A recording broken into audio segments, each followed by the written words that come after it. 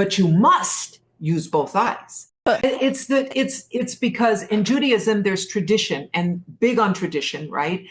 But the teachings are phenomenal. For example, there's a teaching about two eyes. So the one eye, and of course there's a right and left brain, so we know all of that. But the one eye is the eye of judgment, the critical eye, and the other eye is the eye of what's known in Hebrew as chesed, which is loving kindness. It's light. It's positive. So the dialogue or the argument, if you will, or the debate between two rabbis is, why did God give us two eyes? Why do we have two eyes? Right? Because we need to have those two. So it comes down to, and I'm doing this very fast in a microwaved way, but it comes down to that when you're grieving, for example, going through a divorce, going through something that hurt you, you can't deny the left eye.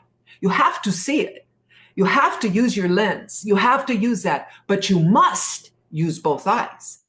And in order to get through that and navigate through that suffering, navigate through that hurt, navigate through that, you must throw in chesed, the right eye, which brings light and positive. So you have that balance. So that's just a real simple teaching that you could bring, for example, to a grief group or bring to your own life. When you're looking at something that you've been through as a child or as a young woman, and you can't deny it.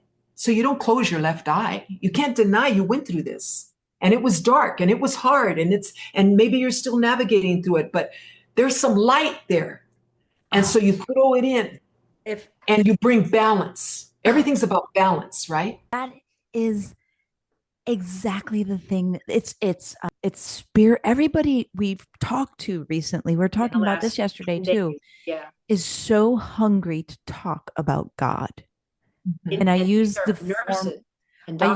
formal where that secular almost fear of talking about God. It was like there was this layer of hush over it for the last decade, and it was getting worse. But now people are, I feel like, moved, like I'm about to cry right now, because people are so hungry to talk about God.